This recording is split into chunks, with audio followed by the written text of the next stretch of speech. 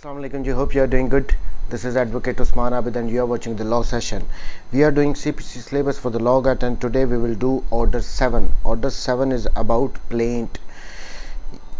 Order 6 में हमें बताया गया था प्लीडिंग्स, वो एक जनरल ऑर्डर था जो उसमें प्लेंट एंड रिटर्न स्टेटमेंट दोनों इंक्लूड किए गए थे, जिसमें हमें जनरल बातें उनके बारे में बताई गई कि आपने क्या बताना है। अब ऑर्डर 7 प्लेंट से रिलेटेड है एंड ऑर्डर 8 रिटर्न स्टेटमेंट जवाब दावा से रिलेटेड है। ऑर्डर 7 में स्पेसिफिकली बताया गया है कि प्लेंट जो हमने दावा तैयार करना है प्लेंटिफ ने, वो उसमें क्या क्या चीज़ें उसने डालनी है, क्या क्या डॉक्यूमेंट्स अनेक्स करने हैं, किस तरह उसको प्रेजेंट करना है। तो let's see what order 7 states. Rule 1, particulars to be contained in the plaint, यानी प्लेंट में किन किन चीज़ों के होना बहुत ज़रूरी है। इसमें एक लिस्ट बता दी गई है, अगर ये नहीं होगी तो प्लेंट आपका जो दावा होगा वो इनकम्प्लीट होगा। The plaint shall contain the following particulars. Number 1, the name of the court in which the suit is brought, यानी सबसे ऊपर आपने कोर्ट का नाम लिखना है अपनी प्लेंट के। Next one is the name, description and place of residence of the plaintiff, plaintiff का नाम उसके बाद आता है और उसका पूरा एड्रेस भी साथ लिखना है। Third one, the name, description and place of residence of the defendant so far as they can be ascertained, court का नाम, फिर प्लेंटिफ का नाम वर्सेस फिर डिफेंडेंट का नाम, ये आपने डालना ही डालना, प्लस उसका एड्रेस भी। Next one is where the plaintiff और डिफेंडेंट इज अ माइनर और a person of unsound mind, a statement to that effect, यानी अगर कोई डिफेंडेंट या प्लेंटिफ अगर माइनर है या अनसाउंड माइंड का है तो वो खुद तो पर्सनली तो नहीं सूट फाइल कर सकता, तो वो हमेशा थ्रू नेक्स्ट फ्रेंड, गार्डियन के थ्रू अपना सूट फाइल करता है। तो ये भी आपने लिखना है। जब भी किसी माइनर का या किसी अनसाउंड माइंड का हम सूट फाइल करते हैं तो हमेशा साथ उसके लिख देते हैं थ्रू गार्डियन, और फिर गार्डियन का नाम और उसका पूरा एड्रेस लिखा जाता है। Next one is the facts constituting the cause of action and when it arose, यानी जो कॉज ऑफ एक्शन है, जो रियल डिस्प्यूट है बिटवीन पार्टीज़, वो आपने कंपलसरी अंदर लिखना है। प्लस उसमें ये भी आपने मेंशन करना है कि कॉज ऑफ एक्शन कब राइज हुई। अगर हम अपने सूट्स जब भी हम फाइल करते हैं, तैयार करते हैं, ड्राफ्ट करते हैं, तो हमेशा उसमें लिखते हैं कि 2 दिन पहले, 1 हफ़्ता पहले उसने फ्लैटली रिफ्यूज़ कर दिया कि मैंने आपके जो आपका राइट है आपको नहीं देना, या आपके वो इनकार कर रहा है आपको आपका राइट देने से, तो वो हमने स्पेसिफिकली मेंशन करना है। ये लीगल ग्राउंड है, इसको मेंशन करना बहुत ज़रूरी है। अगर कॉज ऑफ एक्शन नहीं होगी तो आपका प्लेंट रिजेक्ट हो जाएगा, वो आगे चलेगा ही नहीं। The next one is the fact showing that the court has jurisdiction. तो नेक्स्ट वन है कि हमने ये भी अपने प्लेंट में लिखना है, ये भी लीगल ग्राउंड है कि हम जो जिस कोर्ट में हम फाइल कर रहे हैं इसको जुरिस्डिक्शन है, इसको इख्तियार समात हासिल है, जिसमें पेक्यूनियरी जुरिस्डिक्शन भी आ जाती है, टेरिटोरियल जुरिस्डिक्शन भी आ जाती है। अब ये तो नहीं हो सकता कि अगर एक इमूवेबल प्रॉपर्टी से रिगार्डिंग हम सूट फाइल कर रहे हैं जो कि प्रॉपर्टी सिचुएट कर रही है लाहौर में और हम उसका सूट फाइल कर दें मुल्तान में, ऐसे नहीं होता। सो हमने जुरिस्डिक्शन, ये लीगल ग्राउंड है, ये भी अपने प्लेट में मेंशन करना है कि जिस कोर्ट में हम फाइल कर रहे हैं उसको जुरिस्डिक्शन है। The next one, the relief which the plaintiff claims, हमने जब अपने ये एक कंपलसरी है कि जो रिलीफ क्लेम कर रहे हैं ना वो हमने मेंशन करना है, जो हमारी कोर्ट से प्रेयर है कि हमें आप ये दें, हमने ये भी मेंशन करना है। Next one, where the plaintiff has allowed a set off a relinquished a portion of his claim the amount so allowed or relinquished and. अब इसमें ये आ जाता है, सेट ऑफ ये होता है कि मैं एक सूट फाइल कर रहा हूँ किसी डिफेंडेंट के अगेंस्ट, मैं कहता हूँ कि जी उसने मेरे 10 लाख देने हैं, बस 5 लाख मैंने भी उसके देने हैं। सो ये सेट ऑफ हो जाता है, जो अमाउंट रिमेनिंग बचती है फिर वो कोर्ट डिसाइड करती है। या फिर रिलिंक्विश का मतलब होता है कि मैंने अपने किसी क्लेम को छोड़ दिया, किसी अमाउंट को छोड़ दिया, तो वो भी मैंने मेंशन करना है कि 10 लाख का मैं सूट फाइल कर रहा हूँ लेकिन मैं 2 लाख की हद तक इस वजह से छोड़ रहा हूँ, अपना इस रिलिंक्विश कर रहा हूँ, ख़त्म कर रहा हूँ या इस हद तक राइट को, तो वो भी आपने मेंशन करना है। सो सेट ऑफ और रिलिंक्विश दोनों आपने अपने प्लेंट में मेंशन करने। अगर आप नहीं करोगे तो वो कंसीलमेंट में आ जाएगा, कि मैंने भी इसके 5 लाख देने थे, तो वो फिर डिफेंडेंट आएगा तो वो आके बताएगा जी कि 10 लाख का ये क्लेम कर रहा है लेकिन 5 लाख तो इसने भी मेरे देने हैं। सो इससे बेटर है कि प्लेंटिफ अगर कोई उसने भी अमाउंट देनी है तो वो एज सेट ऑफ अपने प्लेंट में उसको मेंशन करे। And the last one, a statement of the value of the subject matter of the suit for the purpose of jurisdiction and court fees so far as the case admits। अब इसमें ये last ये 3 legal grounds होते हैं हमारे किसी भी suit में। पहले हम कोर्ट का नाम लिखते हैं, उसके बाद पार्टीज़ के नेम आते हैं, प्लेंटिफ और डिफेंडेंट का, फिर जनरल प्रैक्टिस में हम साथ नेक्स्ट उसमें हेडिंग देते हैं सूट की, फिर फैक्ट्स लिखते हैं। फैक्ट्स लिखने के बाद हमने 3 लीगल ग्राउंड्स होते हैं, वो हमने मेंशन करने ही करने होते हैं, उनके बगैर सूट हमारा रिजेक्ट हो जाएगा। वो कौन से हैं? पहला कॉज ऑफ एक्शन हो गया और वो कब राइज हुई है। सेकंड वन, कोर्ट को जुरिस्डिक्शन हासिल है, इख्तियार समात हासिल है कि वो इस केस का ट्रायल लेके चले और इसको डिसाइड करे। और लास्ट वन होता है कि सूट की सब्जेक्ट मैटर की वैल्यू के हिसाब से सूट को वैल्यू किया जाता है, उसके हिसाब से फिर हम कोर्ट फीस वगैरह भी लगाते हैं। तो वैल्यूएशन सूट की करना भी कंपलसरी है। ये 3 कंपलसरी हैं, लीगल ग्राउंड्स हैं, ये हमने डालनी है। तो ये पर्टिकुलर्स रूल 1 में बता दिए गए हैं। 9 पर्टिकुलर्स हैं जो हमें बताए गए हैं रूल 1 में। अगर ये नहीं होंगे तो हमारा प्लेंट जो है वो इनकम्प्लीट होगा, इनका होना कंपलसरी है। Next one, rule 2, in money suit, जो पैसों से रिलेटेड सूट हैं ये उससे रिलेटेड है। Where the plaintiff seeks the recovery of money the plaint shall state the precise amount claimed. यानी अगर आप 2 लाख से रिलेटेड को सूट फाइल कर रहे हैं, क्लेम कर रहे हैं, या 3 लाख का या 10 लाख का कर रहे हैं, तो आपने ये मेंशन भी करना है कि 10 लाख का मैं सूट इससे 10 लाख की रिकवरी मुझे करनी है। ये आपने स्पेसिफिकली मेंशन करना है मनी सूट्स में। But where the plaintiff sues for mesne profit भी कहते हैं, मीन प्रॉफिट भी कहते हैं, दोनों वर्ड यूज़ किए जाते हैं। ये होते हैं कि अगर किसी बंदे, मेरी प्रॉपर्टी किसी दूसरे के कब्ज़े में है और वो उससे कोई बेनिफिट हासिल कर रहा है, फॉर इंस्टेंस उसने उसको आगे रेंट पे कर दिया लेकिन प्रॉपर्टी मेरी है और मैं उससे रिगार्डिंग सूट फाइल करता हूँ, तो मैं साथ मेजने प्रॉफिट ये होते हैं कि मैं ये भी क्लेम करता हूँ कि जो इसने बेनिफिट्स इतने अरसे में लिए हैं वो भी मुझे दिलवाए जाएँ। इसको कहते हैं मेजने प्रॉफिट।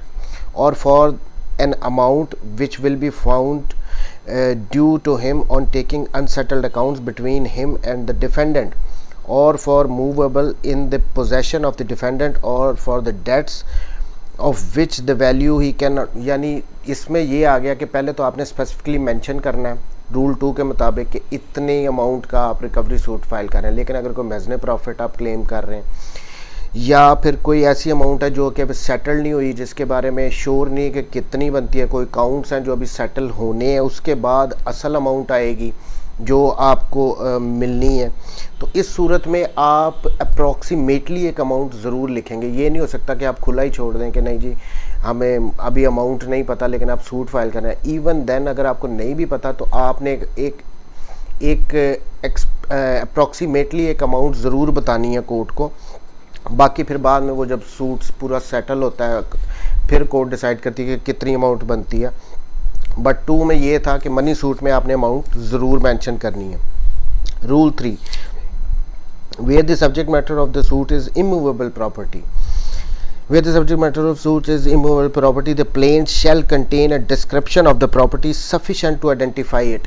अब जब भी हम कोई सूट फाइल करते हैं और उसमें कोई हम इमूवेबल प्रॉपर्टी से रिलेटेड सूट फाइल करते हैं तो हम उसमें उसकी डिस्क्रिप्शन ज़रूर हमने मेंशन करनी होती है, जिससे वो आइडेंटिफाई हो सके कि ये जो इमूवेबल प्रॉपर्टी है ये कहाँ पे सिचुएट कर रही है। फॉर हमने उसकी अब जो रजिस्ट्रियाँ वगैरह भी हमारे होती हैं उन पे भी एक रफ़ प्लान होता है उसका कि उसके मगरिब में क्या है, मशरिक़ में क्या है, उसके आगे क्या है, पीछे का किसका घर है, ये सारा कुछ। सो रूल 3 में ये बता दिया गया कि इस जो इमूवेबल प्रॉपर्टी होगी उसकी डिस्क्रिप्शन ज़रूर बतानी है ताकि वो आइडेंटिफाई हो सके। Rule 4, where plaintiff sues as a representative suit का मैंने पहले भी लास्ट लेक्चर में भी बताया था कि अगर कुछ बंदे उनका कॉमन इंटरेस्ट हो तो वो किसी एक को भी कह सकते हैं कि आप हमारे बिहाफ पे सूट फाइल करो।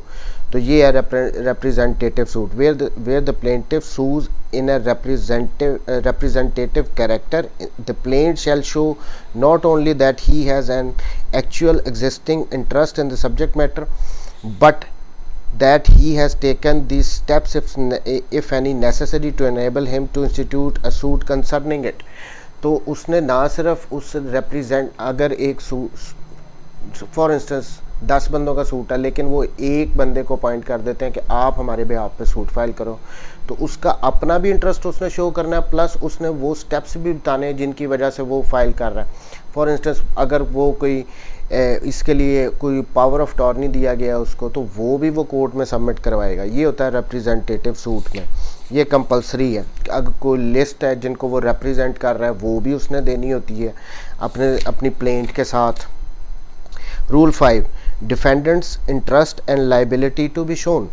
The plaintiff shall show that the defendant is or claim to be interested in the subject matter and that he is liable to be called upon to answer the plaintiff's demand। अब आपने जो अपनी plane draft करनी है उसमें defendant का interest और उसकी लाइबिलिटी भी बतानी है कि किस हद तक वो लाइबल है।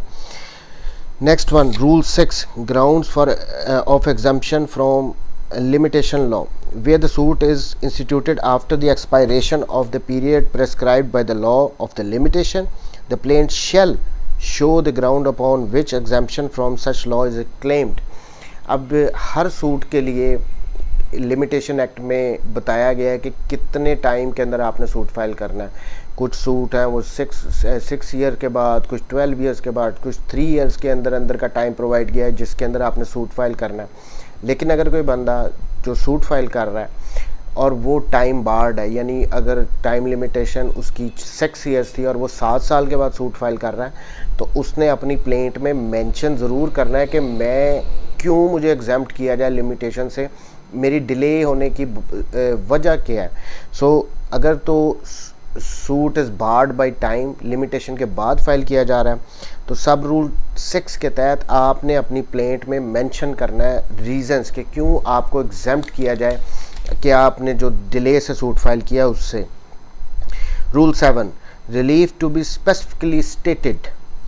Every plaintiff shall state specifically the relief which the plaintiff claims, either simple or in alternative, and it shall not be necessary to ask for general or other relief which may always be given as the court may think, just to the same extent as it had been asked for, and the same rule shall apply to any relief claimed by the defendant is in written statement। Rule 7 में ये बताया गया कि जो आपने relief claim करना है ना, पर्टिकुलर्स में 1 में हमें रूल 1 में बताया गया था कि रिलीफ आपने कंपलसरी क्लेम करना है, क्योंकि कोर्ट को पता क्या लगेगा कि आप मांग क्या रहे हैं। माँ भी बच्चे को खाना उस वक्त देती है जब वो मांगता है। इसी तरह आपने कोर्ट में जा रहे हैं, आप एक सूट फाइल कर रहे हैं, तो आपने रिलीफ तो क्लेम करना है। ये हमें रूल 1 में बता दिया गया कि उसके बगैर आपकी कोर्ट आपको क्या देगी। अगर आप कुछ मांग ही नहीं रहे, आप सिंपल सूट फाइल करेंगे तो वो, अगर आप कुछ मांग ही नहीं रहे, अगर आप, तो कोर्ट आपको क्या देगी। रूल 7 में ये बता दिया गया कि जो भी रिलीफ आपने क्लेम करना वो स्पेसिफिक होना चाहिए। फॉर इंस्टेंस अगर आप किसी जो आपका कॉन्ट्रैक्ट है उसके रिगार्डिंग सूट फाइल करते हैं और उसकी स्पेसिफिक परफॉर्मेंस क्लेम कर रहे हैं, तो आपने स्पेसिफिकली क्लेम करना है। फिर आप सूट फॉर पोजेशन फाइल कर रहे हैं तो पोजेशन आप क्लेम कर रहे हैं, तो रिलीफ आपने स्पेसिफिकली क्लेम करना है, और वो रिलीफ लिखने की ज़रूरत नहीं है जो ऑटोमेटिकली कोर्ट ने आपको देने ही देने। तो रूल 7 में कह दिया गया कि रिलीफ जो होना है वो स्पेसिफिकली आपने क्लेम करना है। Rule 8, relief founded on separate grounds, where the plaintiff seeks relief in respect of several distinct claims or cause of actions founded upon separate or distinct ground, they shall be stated as far as may be separately distinctly। अब इसमें ये बताया गया rule 8 में कि जो भी आपके हो सकता है आपके एक प्लेंट में आपने 2-3 रिलीफ क्लेम करने हो, तो उनको आपने different cause of actions arise हो, एक से ज़्यादा आपने रिलीफ करने हो तो वो भी कर सकते हैं, लेकिन आपने वो सेपरेटली उनको क्लेम करना है। हर रिलीफ को, जितना भी है, 2 है 3 है, separately her cause of action के लिए अगर आपने रिलीफ करना है तो क्लेम करना है तो उसको मेंशन करना है। Rule 9, procedure on admitting plaint concise statement. अब इसमें ये बताया गया है कि जब आपने अपनी प्लेंट को फाइल करना है तो क्या प्रोसीजर होगा। The plaint shall endorse on the plaint or annex thereto a list of the documents. जो आपने प्लेंट तैयार की है उसके साथ आपने जो डॉक्यूमेंट्स हैं वो भी अनेक्स करने हैं। अगर और ये इस तरह करने होते हैं कि जितने डिफेंडेंट्स होते हैं उतनी कॉपीज़ आपने साथ लगानी होती हैं प्लेंट की, प्लस आपने 2 एक्स्ट्रा कॉपीज़ भी लगानी होती हैं। ये 1A के ए में कह दिया, as many copies on plain paper of the plaint as there are defendants plus 2 extra copies। तो जितने डिफेंडेंट बनाए हैं उतनी कॉपीज प्लस 2 एक्स्ट्रा भी आपने देनी है। unless the court by reasons of the length of the plaint or the numbers of defendants or if any। लेकिन अगर बहुत सारे डिफेंडेंट्स हो और आपका प्लेंट भी बहुत लेंथी हो तो कोर्ट आपको ये भी कह सकती है कि कंसाइज स्टेटमेंट आप दे दें। बी में क्या है, ड्राफ्ट फॉर्म्स ऑफ समन्स, आपने समन्स का भी लिखना है, प्लस सर्विस की जो फीस होती है वो भी आपने साथ लगानी होती है। Way the plaint where the plaintiff sues or defendant or any of the defendant is sued in a representative capacity, such statement shall show in what capacity the plaintiff or defendant sued। और तो जो अगर representative suit होगा उसमें आपने list भी साथ लगानी होती है, चाहे वो प्लेंट हो चाहे रिटर्न स्टेटमेंट हो। Sub rule 3, the plaintiff may by leave of the court amend such statement as. अगर बाद में उसको अमेंड भी करना हो तो वो कोर्ट की इजाज़त से की जा सकती है। Sub rule 4, the chief ministerial officer of the court shall sign such list and copies of statement if on examination he finds them to be correct. तो ये जो आप रिप्रेजेंटेटिव की जो लिस्ट भी साथ लगाते हो उनको सबको जो ऑफिसर होता है जिसने वो प्लेंट को रजिस्टर करना होता है वो अगर ये उसको साइन भी करता है। इसमें ये सिंपल सा बताया गया। यहाँ तक थे जनरल। अब इसमें जो मोस्ट इम्पॉर्टेंट अभी तक का सेक्शन है वो रूल 1 का है जिसमें पर्टिकुलर्स बताए गए हैं, 9 पर्टिकुलर्स हैं। वो लॉग एक्ट के लिए आपने याद रखने हैं कि प्लेंट में क्या क्या चीज़ें लिखना मेंशन है। बाकी ये जितने भी थे मैं इनको तेज़ी से पढ़ रहा हूँ क्योंकि ये जनरल से हैं, इनमें कोई ऐसा क्वेश्चंस बनने वाले हैं नहीं, लेकिन जो रूल 1 है उसको अच्छी तरह याद करना है। आगे आ जाता है रूल 10 एंड रूल 11। ये ऑर्डर 7 के सबसे इम्पॉर्टेंट रूल्स हैं ये 2। इनमें से क्वेश्चंस हर एग्ज़ाम में पूछे जाते हैं, चाहे वो लॉग एक्ट का हो, चाहे वो सिविल जजेस के एग्ज़ाम हो, चाहे वो एडिशनल डिस्ट्रिक्ट जजेस के एग्ज़ाम हो। तो ये ऑर्डर 7 रूल 10 और ऑर्डर 7 रूल 11 ये मोस्ट इम्पॉर्टेंट है। ऑर्डर 7 रूल 10 है रिटर्न ऑफ द प्लेंट। अब ये क्या कहता है, clause 1, the plaint shall at any stage of the suit be return to be presented to the court in which the suit should have been instituted. इसमें sub rule 1 में ये कहा गया है कि ये कोर्ट ये कर सकती है किसी भी स्टेज पे सूट की कि वो सूट रिटर्न कर दे प्लेंटिफ को कि आप जाके प्रॉपर कोर्ट में फ़ाइल करें, आपने गलत कोर्ट में फ़ाइल कर दिया। फॉर इंस्टेंस अगर एक कोई सूट था, मैंने इमूवेबल प्रॉपर्टी से रिगार्डिंग वही मिसाल ले लेते हैं, प्रॉपर्टी सिचुएट कर रही है लाहौर में और मैं सूट फाइल कर दूं मुल्तान में, तो मुल्तान की कोर्ट ऑर्डर्स सेक्शन 16 के मुताबिक तो वो सूट फाइल वहाँ पे होना है जहाँ पे प्रॉपर्टी सिचुएट कर रही, वो बनता है लाहौर। तो कोर्ट क्या करेगी कि मुझे वो प्लेंट मेरा रिटर्न कर देगी कि आप जाके इसको प्रॉपर फॉरम पे करें, लाहौर जाके फाइल करें। तो ये है return of the plaint.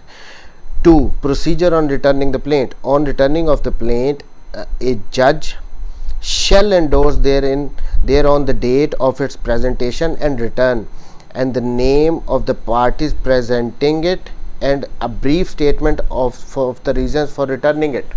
So जब भी कोर्ट किसी भी प्लेंट को रिटर्न करेगी और रूल 10 में रिटर्न करेगी तो वो हमेशा रीजंस लिखेगी, उस डेट पे लिखेगी जिस डेट पे सूट फाइल किया गया था और जिस डेट पे वो प्लेंट को वापस किया गया।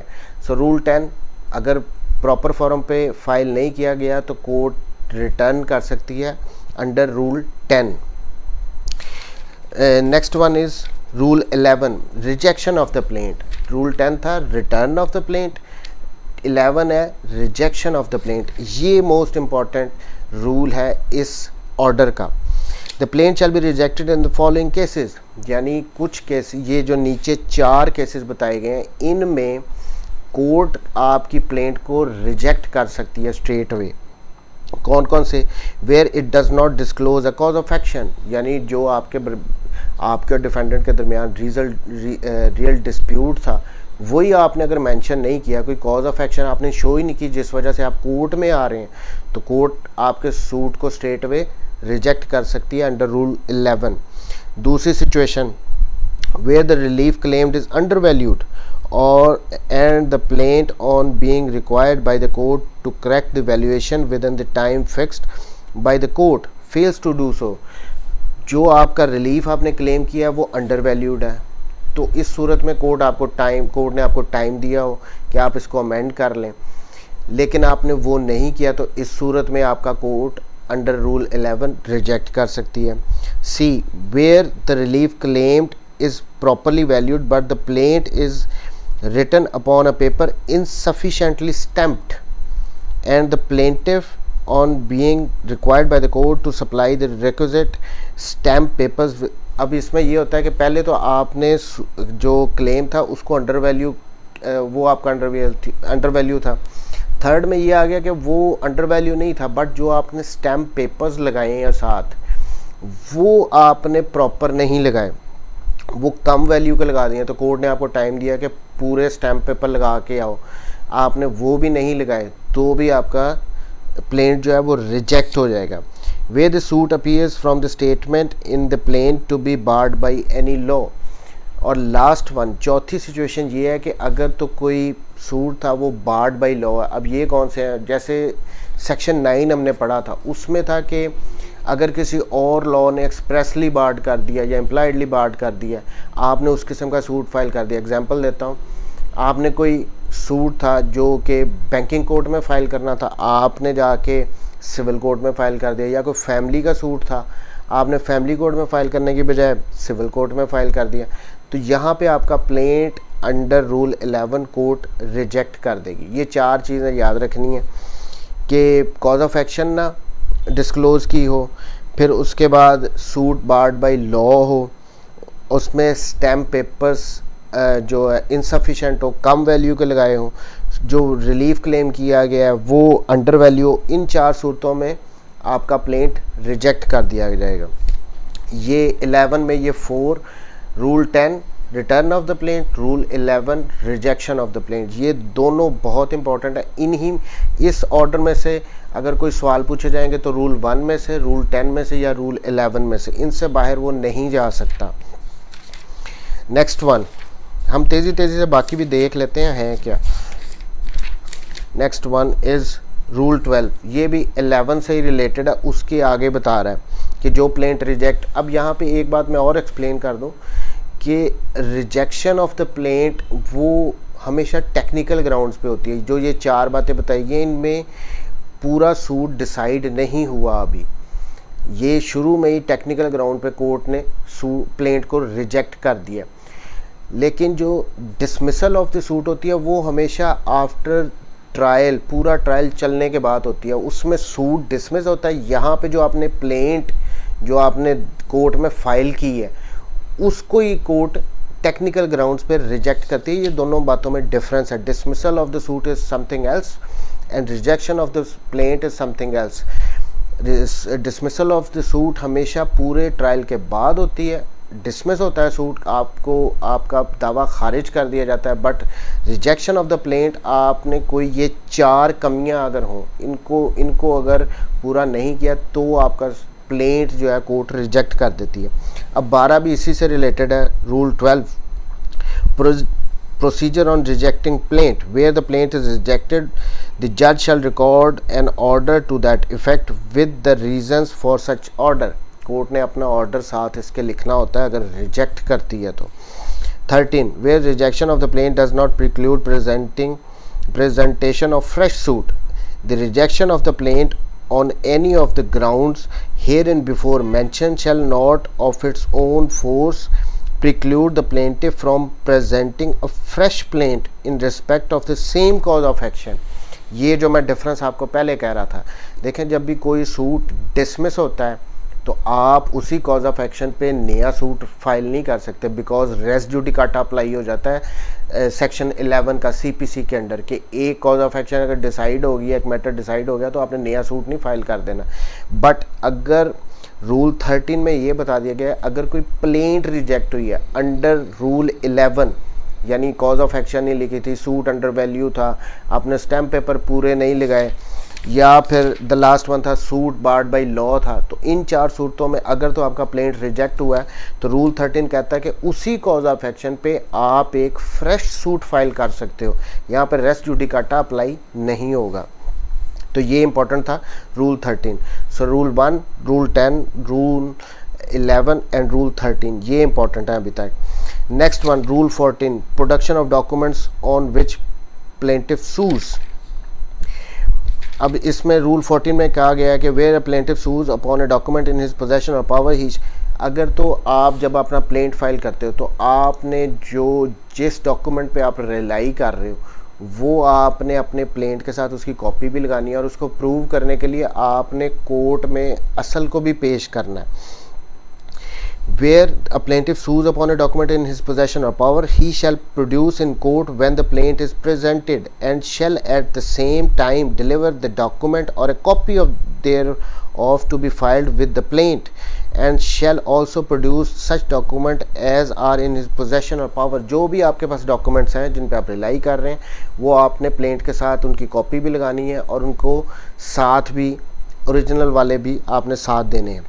रूल 2 में क्या, सब रूल 2 में कह रहा है list of other documents where he relies or on any other document whether in his possession or power or not.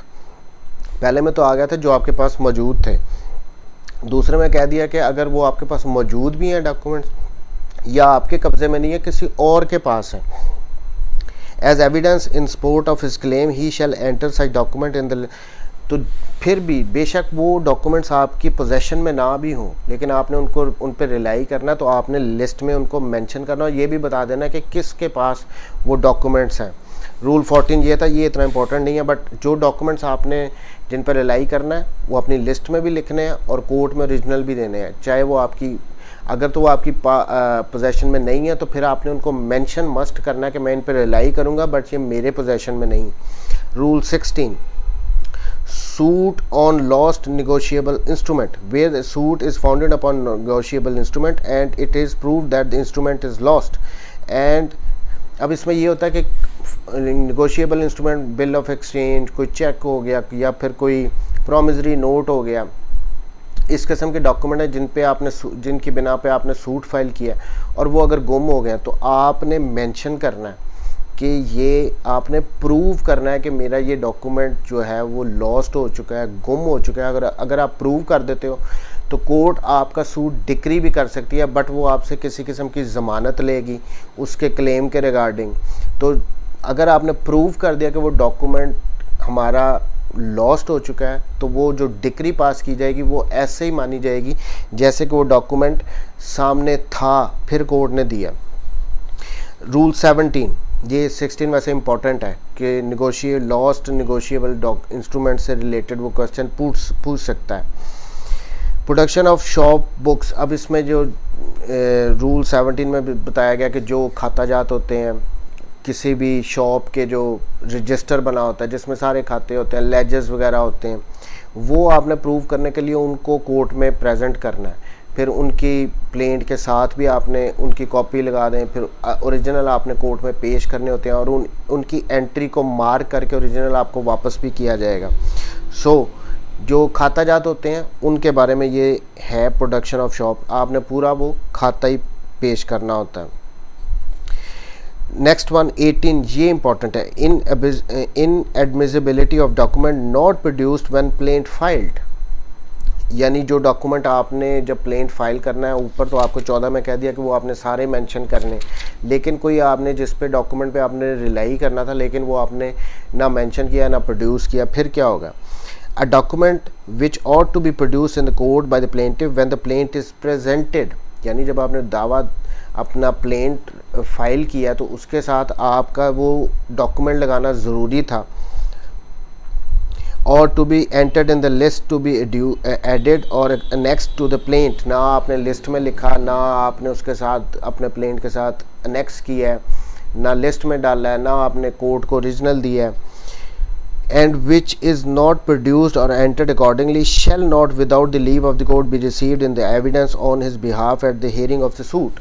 तो आपने अगर तो आपने वो डॉक्यूमेंट लिस्ट में नहीं लगाया, आपने अनेक्स नहीं किया, या आपने जब प्रेजेंट कर रहे थे प्लेंट को वो साथ नहीं लगाया, तो फिर उससे रिगार्डिंग आप एविडेंस में कुछ नहीं कर सकते, वो डॉक्यूमेंट आप फिर नहीं प्रेजेंट कर सकेंगे। आपने शुरू में ये काम करने, इसमें ये कहा गया अगर आपने फिर भी उस पर रिलाई करना है उस डॉक्यूमेंट पे अपने केस को प्रूव करने के लिए, तो आपको फिर कोर्ट से परमिशन लेनी पड़ेगी कि मैंने, फिर आपको रीज़न बतानी पड़ेंगी कि at the time of presenting that plaint आपने उसको क्यों नहीं मेंशन किया, क्यों नहीं ऐड किया, क्यों नहीं नेक्स्ट किया। सो ये रूल 18 जो है इंपॉर्टेंट है। Address to be filed with the plaint, rule 19। अब इसमें ये बताया गया कि जो प्लेंटिफ है उसने अपना, या जितने भी प्लेंटिफ है प्लेंट के साथ अपना, वो हम उर्दू में कहते होते हैं फ़र्द पता, वो साथ लाजमी लगाना है, जिसमें उसने अपना एड्रेस देना है, दूसरे प्लेंटिफ्स का एड्रेस देना है, ये ज़रूरी है। फिर आ जाता है rule 21, failure of consequences of failure to file address, कि जो फ़र्द पता, जो एड्रेस आपने देना था अपना, अब ये इसलिए ज़रूरी होता है कि कल को अगर प्लेंटिफ को नोटिस करना पड़े, समन करना पड़े, तो वो कोर्ट कैसे करेगी। अगर वो उसका कोर्ट में प्लेंट के साथ उसका एड्रेस लिखा होगा तो फिर ऑब्वियसली कोर्ट उस पर उसको समन नोटिस कर सकती है। Where plaintiff or petitioner fails to file an address for service, he shall be liable to have suit dismissed or his petition rejected by the court suo motu, or any party may apply for an order to that effect and the court may make such orders as it thinks fit। यानी अगर आपने address नहीं दिया तो उसके consequences ये हो सकते हैं कि अगर कोई कोर्ट खुद भी कर सकती है या किसी की एप्लीकेशन पे भी आपका सूट जो है वो डिसमिस कर सकते हैं। सो ये ज़रूरी है फ़र्द पता साथ लगाना। 22, procedure when party not found at the place of address, where a party is not found at the address given by him for service and no agent, यानी जो उसने एड्रेस लिखा था उस पर वो मिला नहीं, उसका कोई एजेंट नहीं था, उसका कोई मेल मेंबर नहीं मिला घर पे जिसे जो एड्रेस उसने लिखा था, तो वो जो समन होगा या जो नोटिस कोर्ट ने भेजा होगा तो वो उसके घर के बाहर लगा दिया जाएगा। और फिर जो डेट आएगी अगर वो उस पर अपीयर फिर भी नहीं होता तो कोर्ट क्या करेगी, इसको फिर एडजर्न कर देगी और फिर दूसरे मोड जो है उसको कॉल अप करने के वो यूज़ करेगी। Service on pleaders, rule 23, where a part engages a pleader notice summon, इसमें यह बताया गया कि जो प्लीडर होता है उस पर भी जो नोटिस वगैरह सर्व किए जा सकते हैं। चेंज ऑफ एड्रेस, रूल 24, यानी जो आपने एड्रेस प्लेंटिफ ने दिए हुए हैं अगर तो वो चेंज करता है तो उसने उससे कोर्ट को बताना है कि मैंने एड्रेस चेंज करना है ताकि वो रिकॉर्ड में चेंज हो जाए हमेशा के लिए। रूल 24 सिंपल था। Rule 25, service by other boards, nothing in this. तो अगर ये जो रूल में बताए गए हैं प्लेंटिफ को बुलाने के, उसको समन करने के, नोटिस के, इसके अलावा जो भी रूल्स हैं किसी और मैनर से बुलाने के लिए वो भी यूज़ कर सकती है कोर्ट। रूल 26 इंपॉर्टेंट है यहाँ पे आगे, ये आगे जो है रूल जोन से 14 से शुरू आते हैं, ये जनरल रूल हैं, इनमें से क्वेश्चंस बहुत कम पूछे जाएंगे लेकिन इनका पता होना चाहिए कि कोर्ट क्या, मसलन फ़र्द पता अब हमने लगाना ही लगाना है, कुछ भी हो जाए, डॉक्यूमेंट्स हमने साथ प्लेंट के लगाने ही लगाने हैं। इनमें से लास्ट अब ये रूल 26 है, ये थोड़ा सा इम्पॉर्टेंट है। List of legal representative of plaintiff, यानी प्लेंटिफ ने जो दावा दायर कर रहा है उसने प्लेंट में लिस्ट ऑफ लीगल रिप्रेजेंटेटिव्स भी अपनी साथ देनी होती है। अब वो क्या होती है। Rule 1, in every suit of the nature of refer to the plaint shall be accompanied by a statement giving the name address of the person who in the event of the death of the plaintiff may be made a party as his legal representative, यानी plaintiff ने उन बंदों की भी list बतानी है, साथ लगानी है अपने प्लेंट की, जो कि in case of death of the plaintiff के अगर प्लेंटिफ फौत हो जाए तो जो लीगल रिप्रेजेंटेटिव है उसके, उनको फिर उनकी जगह, उस प्लेंटिफ की जगह पार्टी बनाया जा सके। The name address of person who in the event of death of plaintiff shall intimate, तो जिस बंदे को उस लिस्ट में शामिल किया जाएगा अगर प्लेंटिफ फौत हो जाए तो वो कोर्ट को इंटीमेट करेगा। प्लेंटिफ में एट एनी टाइम जो प्लेंटिफ ने लिस्ट शुरू में अपने लीगल रिप्रेजेंटेटिव की देनी है, रूल 2 में ये बताया गया कि अगर वो अमेंड करना चाहता है किसी स्टेज पे तो वो भी कर सकता है और किसी भी बंदे को नॉमिनेट कर सकता है। रूल 26 में सिंपल ये बात है कि जो प्लेंटिफ होगा उसने प्लेंट के साथ अपनी एक लिस्ट भी लगानी है लीगल रिप्रेजेंटेटिव्स की। वो इसलिए होती है कि अगर प्लेंटिफ की डेथ हो जाए तो वो प्लेंटिफ की जगह उनको पार्टी बनाया जा सके और वो बंदे फिर कोर्ट को आके इन्फॉर्म भी करते हैं कि प्लेंटिफ जो है वो उसकी डेथ हो गई और हम आगे सूट को लेके चलेंगे, और वो किसी भी स्टेज पे प्लेंटिफ इस लिस्ट को अमेंड भी कर सकता है। ये ऑर्डर 7 था, इतना डिफ़िकल्ट नहीं था। इसमें रूल 1 जिसमें पर्टिकुलर्स बताए गए हैं 9 प्लस रूल 10, रूल 11 बहुत इंपॉर्टेंट है, रूल 13 बहुत इंपॉर्टेंट है। उसके बाद जो डॉक्यूमेंट्स वाला है रूल 14 वो इम्पोर्टेंट है, और ये लास्ट वाला list of legal representative plus फ़र्द पता, ये 5-6 रूल हैं जो इम्पोर्टेंट है। बाकी तो जनरल से थे, उनमें से इतने क्वेश्चन पूछेगा नहीं। Thank you very much ji, take care, Allah.